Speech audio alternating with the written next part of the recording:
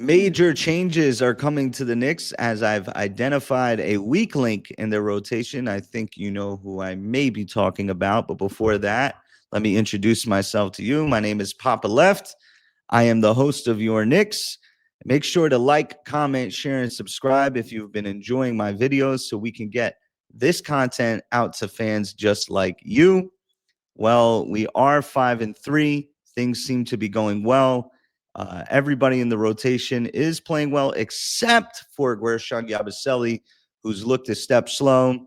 He's looked, frankly, out of shape. He can't really guard people on the perimeter. Got cooked up by Julius Randle while he was trying, just not effective. And he hit a three the other night, but you really need elite level shooting. He hasn't really brought that, and his defense hasn't been good enough to keep him on the floor. And with Mitchell Robinson being a concern health wise, needing this load management, and the Knicks not really having the most reliable depth at the five position after Karl Anthony Towns, it's Porty, and then it's Yabusele. So the Knicks have a weak link there. Me personally, I think Josh Hart is playing phenomenal right now, but I think the Knicks could improve the team, and he would be the most reasonable place to trade at his $20 million. But right now, he's performing. He has the relationship with the locker room, mainly the captain. He has the relationship with Leon Rose, and he's a big part of this Knicks journey to being a championship team. I don't think that they part ways with him aggressively. But if there comes a point in time where they could acquire a Norman Powell or a Malik Monk or a Colin Sexton, those would be the three guys in order that I think are reasonably available at the same contract. I think I would do that, but I don't know if the Knicks would. I do think that Yabusele would be on the table for a trade. And it's important noting that he's not able to be traded until December 15th. He obviously just signed here. He has a player option next year for $5.7 million. So he's going to have an opportunity over the next month or so to play into that value. If he's not able to play into that value, I don't know why a team would acquire him, but he's a guy that, if he's here, he's going to play a role. He's definitely going to play a role. So I wanted to take a look at some of the contracts around him. There's Miles McBride. How you doing? How you doing, King? King. Peace, God. But here's Yabusele at $5.5 million, and you can see a couple guys around him that are veterans like Saric, Bradley Beal. Don't pay attention to that $59 million. This is the number you want to pay attention to. Marcus Smart, again, same situation. Andre Drummond, there's a center. Mo Wagner, there's a center. Nick Richards, there's a center. Do you guys think that any of those three guys would you rather have than Yabusele? Yabusele's probably not going back to Philadelphia for Drummond, right? But Wagner is interesting, right? Wagner is interesting because he can space the floor, shoot the three ball, feisty competitor for sure. Nick Richards as well, kind of like third center on the Suns right now, but he was a sought after player. Definitely a buy low candidate for me. He's athletic. The Knicks do need some athleticism in their lineup. Walker Kessler was a guy that the Knicks were obviously linked to over the last couple of years, but obviously they can't get him now because he's out for the season. Jordan Hawkins, interesting player, sharpshooter at UConn. He's kind of like on the fringe of the rotation there in Utah. Alvarado is an interesting player. Point guard. We definitely need some help at the backup point guard. He's also another guy who's gritty.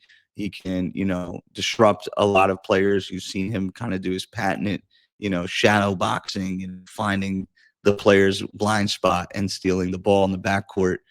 That'll definitely fire up the Garden crowd, but he's just another small player. I'm not sure the Knicks want to go small like that. There's McBride. McBride's obviously super amazing contract at his production, $4.3 million. And next year in a descending $3.9 million. I mean, everybody would want him. The issue with McBride is that he's so good, you can't really match him up with anybody. So I could keep going down here, but I wanted to go up and take a look at one guy in the 7.5 million range. And here he is. Yep. Isaiah Jackson.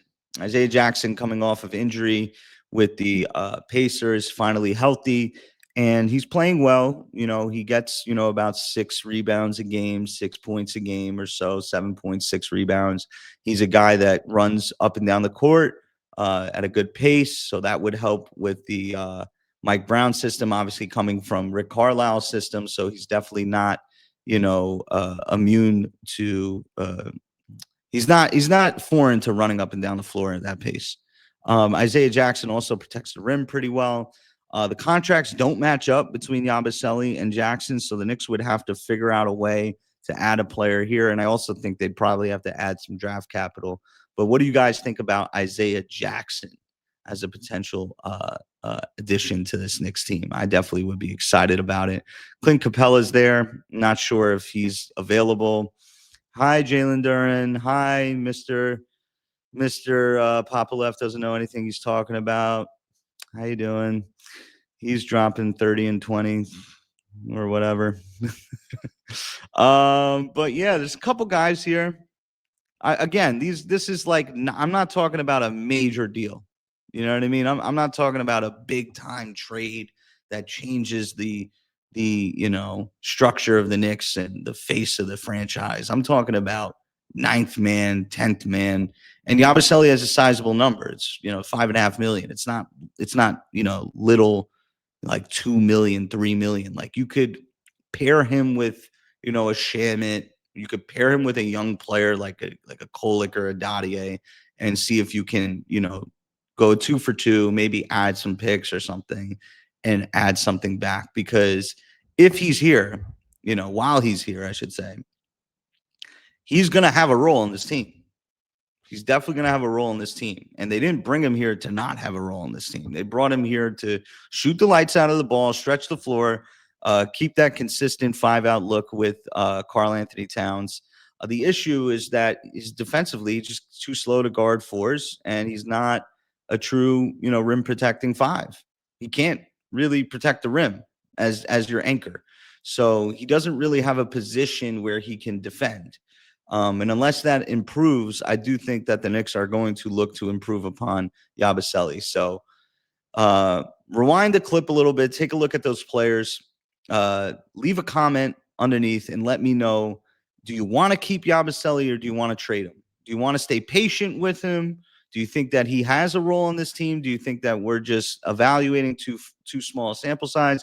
Or do you think you've seen enough and like the Knicks could definitely do better? And if you do think that the Knicks can do better, let me know in the comments. Do any of those players interest you? Wagner, Richards, Jackson. I saw some people talking about Yves Misi. I don't know why the Pelicans would trade him, but the Pelicans are the Pelicans. There's just a few names out there that the Knicks could, get aggressive with. They have some second-round picks. They have a few young players that don't really have a role on this team in Dadier and Kolik, who also just got assigned, both of them, and Diawara got assigned to the G League. So, let me know if you're willing to part with Yabusele and a kid for an upgrade at Yabusele's position. My name is Poppa Left. I am the host of Your Knicks. Make sure to like, comment, share, and subscribe, and check out all of our videos on our channel. Peace.